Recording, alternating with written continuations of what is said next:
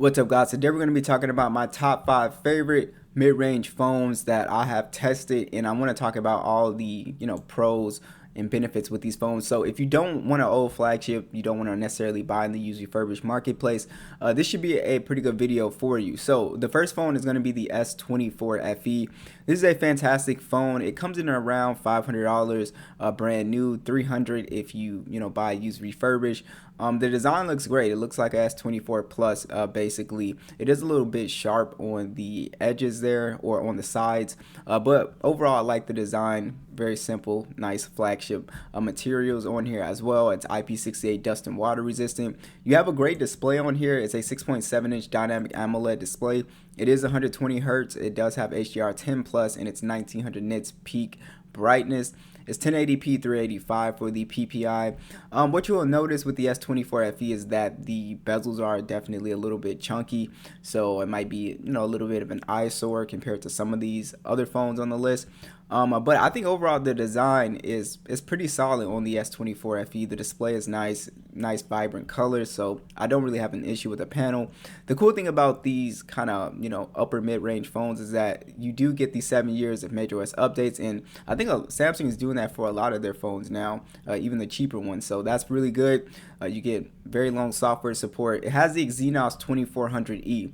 So this processor has been very solid. I've been pretty impressed with this processor. I don't typically get to use the Exynos processors here in the USA, but yeah, I've been impressed. It's not overheating. It's not doing anything crazy, glitching and stuff like that.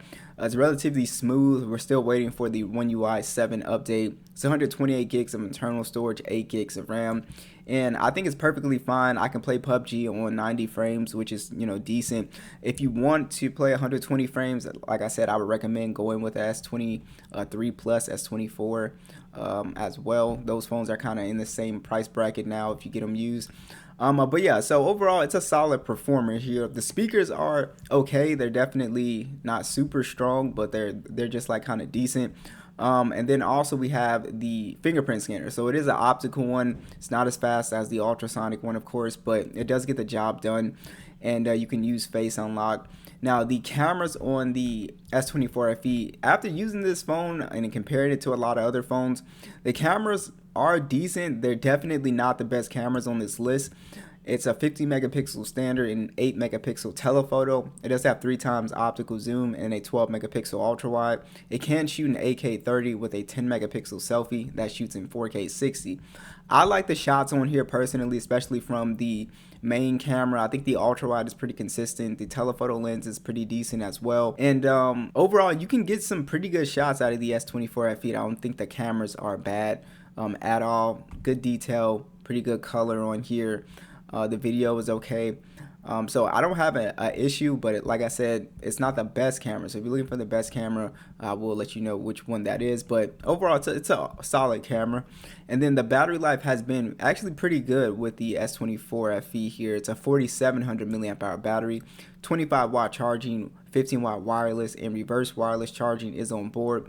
I wish the standby time was a little bit better, but besides that, I think screen on time will get pretty much most people through the day, no problem. So this is a solid buy for people who really like Samsung phones, right? All right, so next is the OnePlus 13R. This is a pretty great phone when it comes to just giving you a lot of great specs at a pretty decent price. So it's $599 for a brand new one. You can trade in any phone in any condition and you'll get $100 off, I believe, and it brings it to $500, which is better. But this phone is pretty impressive. I really liked a lot about this phone. So one, the design is awesome, aluminum frame, glass back, so it feels like a premium material phone, just like a flagship phone. Looks and feel like a flagship phone. And the issue here is that it's only IP65 dust and water resistant, so it's not IP68 or IP67 even, so you're not going to get that really good protection from like dropping your phone in the pool or something like that. So just do note that about this phone. It has a very good display. It's an LTPO display, and it is an AMOLED panel, 120 hertz, HDR10 plus. This thing gets really bright at 4500 nits peak brightness. It's a 6.7 inch display, and it has a 1264 by 2780 resolution at 450 for the PPI, and it's just a beautiful panel, completely flat panel. and very nice looking colors on here as well. Pretty good screen to body ratio as well. And yeah, it's just a beautiful display, so I had no issues with the screen on here. Now, OnePlus only offers 4 years of majorOS updates, so it's a lot lower than something like, you know, what Google and Samsung is doing. So just do note that. But I really do like Oxygen OS. It's very smooth. I really like the animations as well. And yeah, so that's one thing about this phone that I really like. Now, the star of the show with this phone is the Snapdragon 8 Gen 3 is here. And this phone is blazing fast. It feels exactly like a flagship phone. I would recommend this for anybody who is a gamer. This would be the best gaming phone on this list. You can play PUBG at 120 frames. You get 256 gigs of internal storage on the base model and 12 gigs of RAM. This thing is a performance beast for anybody who is, you know, gaming and you don't want to spend that $1,000 on a flagship or something like that. Awesome phone for gaming, guys. No heating problems, no hit to the battery life. It is really good for gaming. Now, you do have on this phone here an infrared port, which is extremely underrated. You can control your appliances and TVs and stuff like that with this phone, and it's very impressive. And you also do have a fingerprint scanner. It's optical. It works, you know, most of the time. I didn't have an issue with it when I was using it, and yeah, I have no issue with that. Now, the cameras on the 13R, it's a 50 megapixel standard and a 50 megapixel telephoto. It has 2 times optical and an 8 megapixel ultra wide. It has 4K 60 video and a 16 megapixel selfie that shoots in 1080-30. Now, you can get a pretty good shot with the 13R. I think the cameras are pretty decent. I don't think they're the best cameras on this list. And my biggest problem, I think, with the cameras, I thought the video just wasn't that great. I didn't think the video was as clear. And yeah, that was my biggest issue. But besides that, just taking a normal picture, pretty decent zoom on here as well too, is perfectly fine. But I would say like the video part was probably like the weakest thing for me. Now, this phone is a beast when it comes to battery life. It has a 6,000 milliamp hour battery, and OnePlus actually throws in the 80-watt charger, so this thing charges super fast. And I guess the downside is there's no wireless charging or anything like that. But when I tell you the battery life is extremely good on here and it charges really quick, it almost makes you not even really care about the lack of wireless charging. So I like the phone, guys. It's a pretty impressive all-around phone. It does have its kind of cons, but I think it's a solid buy if you are somebody who's like a gamer and you play a lot of games and do a lot of heavy stuff. This is an excellent phone. Next is going to be the Pixel 9a. It does come in at $499. It does have the aluminum frame. It does have a plastic back though, but it still feels pretty premium, so I don't really have an issue with that. This phone is a little bit easier to hold as well because it is a little bit smaller. It is IP68, dust and water resistant. It has a 6.3-inch POLED display. It is HDR, and it does have 120 Hz at 2700 nits peak brightness, 1080p 422 for the PPI. And this does have like very thick bezels all around. They're like evenly thick. And the bezels don't really bother me. That was a question I got a lot. You don't really notice it, honestly, after maybe like a day of using it. But yeah, the bezels are thick, so this can be an eyesore if you just don't like thick bezels. Now, you do get 7 years of majorOS updates as well, and the Tensor G4 processor is pretty smooth here. Everything is very fluid. Animations, running stock Android is, really nice on here. And yeah, I don't have any issues software-wise. You get all the AI, Gemini stuff and all that. And it's 128 gigs and 8 gigs of RAM. This phone is really not geared towards gaming. You can game, casually on here. It's just not as well optimized. You can only play PUBG at like 60 frames, and yeah, so if you're a gamer, you're going to be looking at like the OnePlus 13R, or even the S24 FE is a little bit better. But yeah, this phone is okay. I have no heating problems or anything with this phone, so performance is great. It's just not as well optimized for gaming, which might be fine for a lot of people, honestly. And this phone has the under the display fingerprint sensor, which actually works pretty well. I haven't had an issue with it. And like I said, the star of the show is really the cameras on here. It's a 48 megapixel standard, a 13 megapixel ultra wide. Now, there's no dedicated telephoto lens, so you will be zooming in digitally.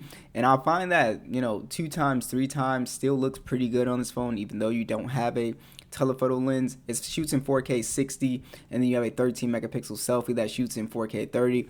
Absolutely love the way skin tones come out on the pixel image processing, and then also just the shots in general just look excellent. It looks like a flagship quality camera here.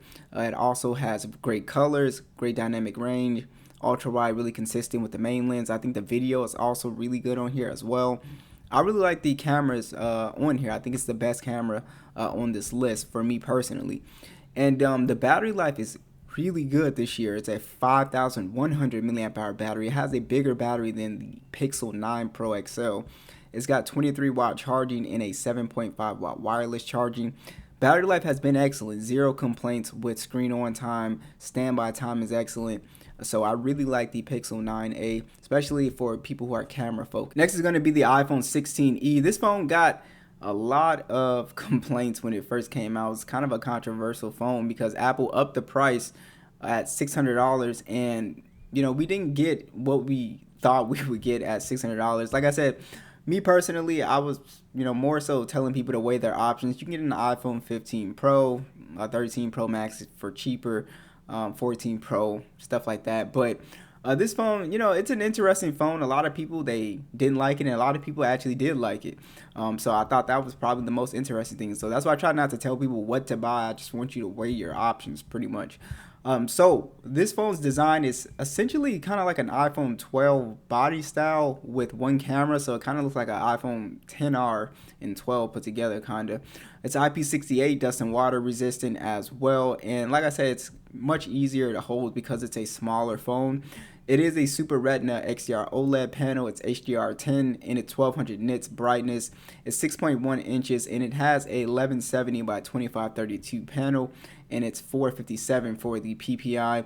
Overall, the display is fine. I didn't have an issue. It was very, sharp looking display, pretty good colors. The max brightness could be a little bit better, but overall, I was satisfied with the panel. I wish they put 90 hertz at least in this phone, but it is just a 60 hertz panel. I think that's the only downside with this phone's display. It is the Apple A18 chip. This thing is blazing fast. It is extremely fast. It does crazy in the benchmarks and stuff like that. But you can't really take advantage of that power if you're a gamer because of the 60 hertz panel. So no 120 hertz for PUBG and stuff like that. And it does have 128 gigs and 8 gigs of RAM. The Apple Intelligence features are here, so for those people who really want to enjoy that, that's the kind of like interesting thing here, is because the base model phones, like the smaller base model phones, like the iPhone 15, 14, those do not get any of the Apple Intelligence features because of the RAM limitations, which kind of sucks. So but you can like get a Pro model if you want those Apple Intelligence features, but it's just interesting. That's why I said the phone pricing itself just doesn't make any sense. But this phone has a pretty good speaker, so that was the thing I was pretty impressed with. The speaker is really good on here. The bass, the overall sound clarity, it's a really nice speaker on here. Of course, it's using Face ID. That's why we have this, still kind of big notch up top here. And yeah, so overall, all those things work really well. The single megapixel camera here, or the single camera setup, is a 48 megapixel standard. It shoots in 4K 24 through 60 with a 12 megapixel selfie that shoots in 4K 24 through 60. The camera is very good. The single lens is fine. You get great detail. It does a pretty good job with like punching in at like 2 times, 3 times, even though it's all digital, zoom basically. And there's no ultra wide, which kind of sucks at this price point. Again, no telephoto lens, so the actual zoom is limited here. But video is very impressive on here. Really nice, crystal clear video. And I think that's probably the best thing about this phone, is that the single camera is good. It just lacks those other lenses. But it does have great nighttime photography, great video. So the camera situation, it really depends, what you need, right? Because if you need an ultra wide, you need telephoto. It doesn't have it, right? But battery life is pretty solid on this phone as well. It's a 4,000 milliamp hour battery. It does have 7.5 watt charging, and this is the crazy thing with this phone. It doesn't have any MagSafe as well. So that's why I said it's such a crazy release from Apple. It's just a strange phone. But battery life, objectively is pretty good. I didn't have an issue with screen on time here. Alright guys, last we have the Galaxy A56 here. Now this is a little bit cheaper than the S24 FE. So if you guys are looking for, you know, a mid-range phone, this is like $384 right now on Amazon. So, you know, it's definitely a pretty good option, but just do know it's not officially in the United States yet. I think Samsung is going to bring it here for sure, but for right now, it looks like they really want you to buy the S24 FE, but this is a lot cheaper. It's pretty similar to the S24 FE, but it does have some differences. So one, the design, it does look a little bit different. There's like a camera ring around the cameras now, and overall it looks pretty good. I really love this color as well too. It's got an aluminum frame. It's IP67, dust and water resistant. This does have the older Super AMOLED display. It's 120 Hz HDR10 plus, but it still looks great at 1900 nits peak brightness. It's a pretty big phone at 6.7 inches, and it's 1080p 385 for the PPI. This does also have a little bit of a chunky bezel, especially at the bottom here. But overall, the panel is fine. It has a really nice colors. You get 6 years of MageOS updates. It does launch with One UI 7 out the box. And you do get some AI features. It's not, you know, all of the AI features, but like the object eraser is here, and circle to search, and just kind of like little small stuff. But if you want the full, you know, AI experience, then you're gonna have to buy the S24 FE or an older flagship. Now this phone has the Exynos 1580 on here, 128 gigs of internal storage and 8 gigs of RAM. And overall, this processor has been pretty good as well. I have not had any overheating problems. It doesn't go like super crazy when you look at the benchmarks and stuff, but it's very fast because of One UI. Just makes this phone feel extremely smooth. It feels pretty much like a flagship phone. So I think that's the most impressive thing with this phone here. The speakers are actually not my favorite part of this phone at all. I think the speakers don't really sound that great. They kind of sound cheap in my opinion. So they are decently loud. It's just the way they sound. It's just kind of cheap. And the cameras on here. So the cameras are kind of okay for just kind of like a normal still if in good lighting. My issue with the camera is it has a really bad overexposing problem. So I think they could fix that with a software update because you have to manually kind of like fix the exposure with this phone when you're taking pictures. But like I said, that can be fixed with a camera update. It's got a 50 megapixel standard, a 12 megapixel ultra wide. There's no telephoto, so instead they put a 5 megapixel macro camera. It shoots in 4K 30. You do have that best face feature on here as well too, which is pretty cool. It has the 12 megapixel selfie at 4K 30. Like I said, the pictures are fine if they fix the overexposing part. It takes kind of like normal flagship, or not flagship, but normal kind of lower mid-range quality photos. So the cameras aren't bad. You can see from the shots, they're not bad, but they're not like, you know, the best on this list. They're not that great. So you do have a 5,000 milliamp hour battery with 45 watt charging. The battery life is actually really good on the A56. Standby time is great. Screen on time will get you all day battery life, and the charge is decently fast for, you know, a mid-range device, especially from Samsung. So yeah, so the A56 is a solid device. Like I said, I think the only downside with this phone is I do think the camera needs a little bit of work. But besides that, what do you guys think? Be sure to let me know, and I'll catch you guys in the next